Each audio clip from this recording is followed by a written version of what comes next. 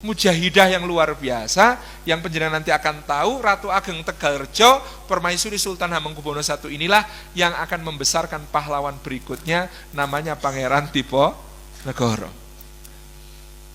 Jadi rangkaian keislamannya luar biasa. Panjenengan mungkin bertanya-tanya, kok tahun 1755 perangnya berhenti, kenapa? Penipuan. Caranya bagaimana? Belanda itu tahu. Tahun 1752 Van Imhoff itu mati di benteng Ungaran terkepung. Bayangkan, gubernur jenderal mati. Di Sungai Bogowonto, Kapiten de Klerk, panglima tertingginya VOC, mati di tangan Pangeran Mangkubumi sendiri. Karena waktu itu dia membunuh beberapa kerabat Pangeran Mangkubumi. Pangeran Mangkubumi memutuskan menyamar, namanya Prawirorono, nama penyamarannya itu. Apa yang membuat orang tahu kalau ini Pangeran Mangkubumi, meskipun beliau pakai cadar? Karena kalau megang tombak Pangeran Mangkubumi itu khas, yang dipegang bukan gagangnya, tapi mata tombaknya. Lucu kan? Jadi beliau itu kalau berperang yang dipegang bukan tombaknya, mata tombaknya. Maka beliau ini dikatakan ketika itu, cara membunuh Klerk itu, ini tombak, pegang bagian matanya, diungkitkan ke arus sungai gitu ya. Itu kemudian beliau loncat ke atas kudanya, Kapiten Klerk ini, kemudian ditusukkan ke leher. Plus gitu. Jadi pada mulanya kalau catatan Peter Carey, orang Belanda itu paling takut sama orang Jawa yang pakai tombak, Pak. Kenapa? Tombak Jawa itu dulu panjangnya, landaiannya itu 3 meter sampai 4 meter. Itu gunanya bagaimana? Pasukan Jawa Mataraman itu paling ditakuti pasukan tombaknya. Jadi kalau pegang tombak, itu musuhnya perwira-perwira yang pakai kuda. Gimana caranya? Gebuk, suduk. Jadi kalau ketemu orang berkuda itu, ini tombak panjang, bagian depan dipakai untuk gebuk kudanya, plek gitu, sampai kuda ini kaget, dia kemudian jingkat, karena kudanya begini. Nah, kudanya ketika jenggirat begini, maka kemudian yang nunggang ini kan akan mengendalikan begini, narik kekang. Apa yang terjadi pada saat itu? Dadanya terbuka. Nah, posisi dada terbuka ini harus masuk ke jurus berikutnya, bles. Nah, jadi plek. Plus ternyata ketika itu Kapiten de Klerk ini pakai zirah baja. Jadi ketika digebuk, disuduk, orang mempan. Maka itu tadi, pegang bagian ujungnya, srek, meloncat ke atas kuda, blak gitu. Jadi ini megang mata tombak, tapi ujungnya kan masih, itu yang ditikamkan ke sini, ke leher. Nah, tombaknya sampai sekarang masih menjadi pusaka Keraton Yogyakarta, namanya Kanjeng Kiai Klerk. Karena dipakai untuk membunuh Kapiten Klerk gitu ya. Nah, tahun 1755 Belanda itu sudah kehabisan ongkos untuk perang. Iki piye carane? Pasukannya Pangeran Mangkubumi itu lebih dari 30.000 orang. Dan siap sewaktu-waktu menghancurkan Keraton Surakarta maupun menghancurkan kedudukan Belanda di Semarang. Ini gimana caranya menghentikan Mangkubumi? Ada orang, ya qadarullah orang Arab, tapi ini orang Arab yang mau dimanfaatkan Belanda. Ini orang Arabnya namanya Syarif Besar Syekh Ibrahim. Oleh Belanda dia didandani sebagai utusannya Sultan Turki Utsmani. Karena Belanda tahu ini Mangkubumi ini model-modelnya kayak Sultan Agung. Seneng yang bau-bau Turki gitu. Maka Syarif Besar Syekh Ibrahim diminta menemui diminta menemui Pangeran Mangkubumi menawarkan perdamaian. Rakyat sudah sangat menderita, mohon berdamai, kalau mau menghentikan perang, imbalannya diangkat sebagai Sultan yang diakui oleh Daulah Turki Utsmaniyah. Mau apa tidak? Loh, kalau jadi sultan wilayah saya mana? Mataram akan dibagi 2. Menjadi separuh untuk keponakannya Pakubuwono III, putra Pakubuwono II, separuh untuk beliau. Nah, maka kemudian dibagi Mataram. Jenengan kalau lihat peta pembagiannya itu guyu, lembagi itu licik tenan Belanda itu. Dicemplong-cemplong biar bingungi wilayahnya itu. Banyumas hampir semuanya milik Surakarta, kecuali Banjarnegara itu milik Yogyakarta. Ke utara sampai Batang gitu ya, dan Pekalongan itu milik Yogyakarta.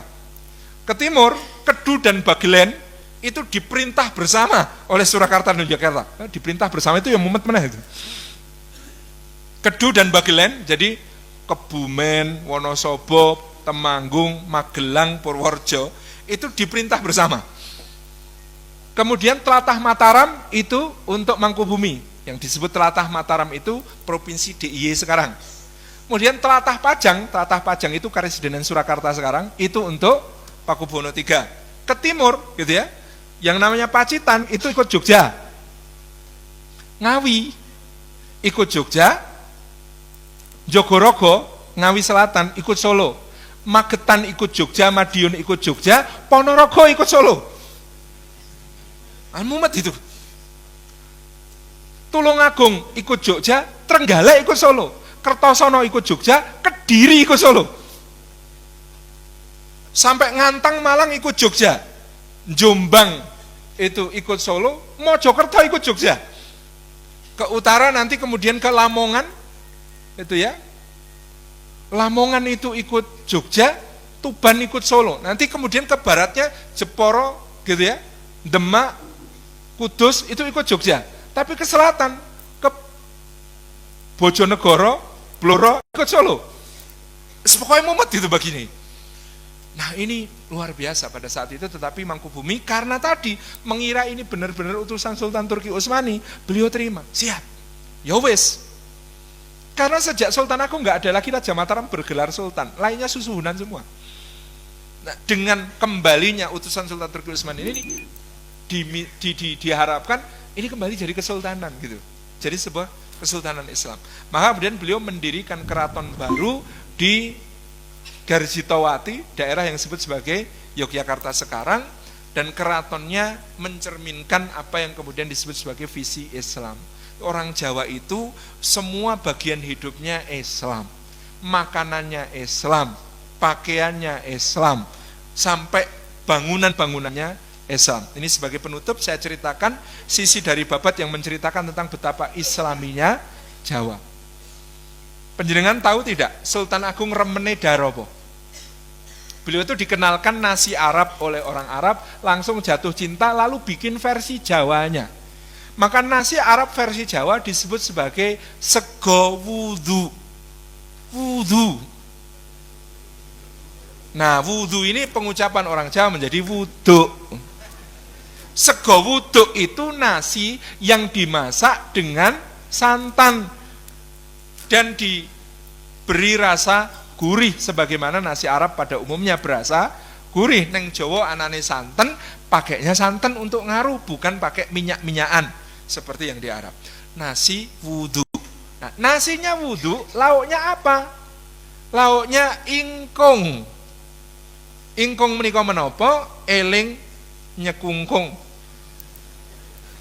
Ingat untuk sholat, karena penjenengan preksani ayam ingkung itu posisinya kayak orang sedang sujud. Lauknya mengingatkan untuk sholat, untuk sujud, dan nyekungkung itu juga artinya mati, dzikrul maut.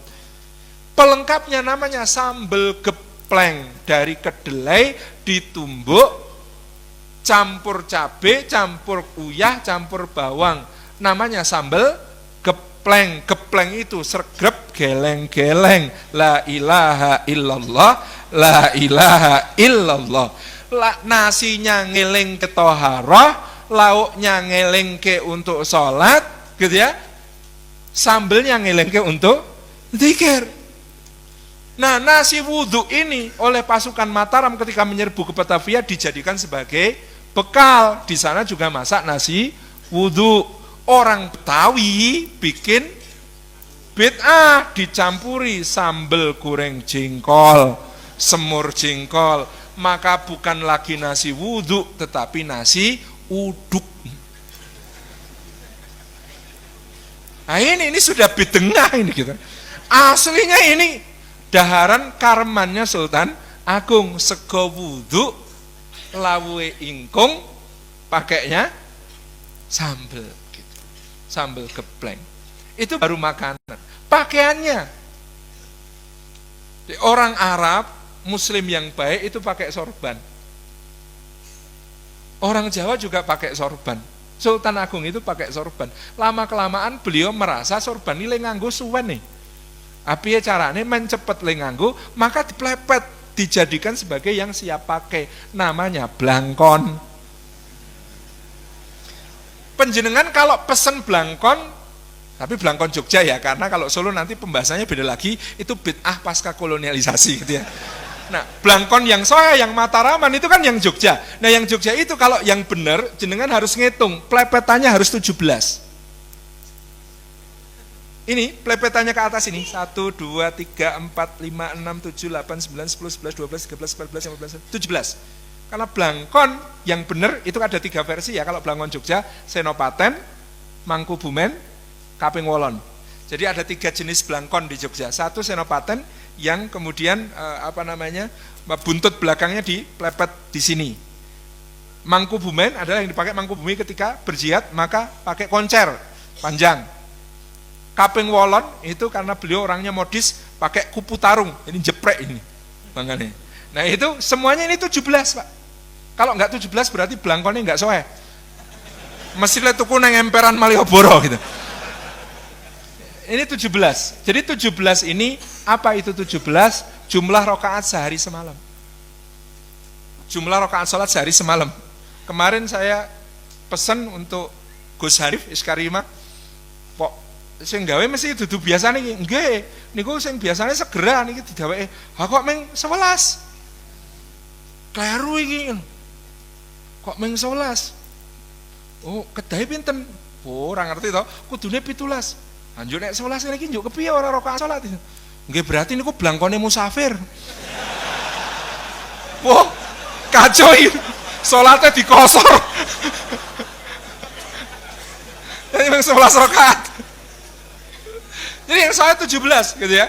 Makanya beliau menggunakan apa yang disebut sebagai ageman rasukan takwa.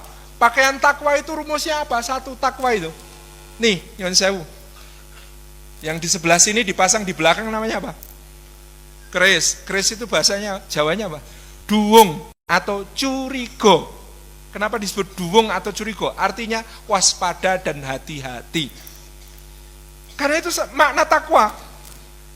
Sayyidina Umar tanya sama Sayyidina Ubay bin Ka'ab, Ubay, takwa itu apa? Loh, Amirul Mukminin pernah nggak lewat satu tempat banyak durinya, banyak onaknya, banyak jebakannya, sahayanya remang-remang? Pernah. Apa yang Amirul Mukminin lakukan saat itu? Aku hati-hati. Nah itu takwa. Jadi takwa itu makna pertamanya hati-hati. Simbolnya keris, duwung, curigo. Itu pakaian takwa. Dikira pakaian dukun. Dudu, ini pakaian takwa aslinya. Aslinya pakai shot. Asli. Ini pakaian takwa. Di bawah pakai apa? Bebet. Kenapa disebut bebet? Karena untuk membebat perut dan bawah perut ini harus ada yang dibebeti, nek enggak liar. Ya kan? Maka harus diberi bebet.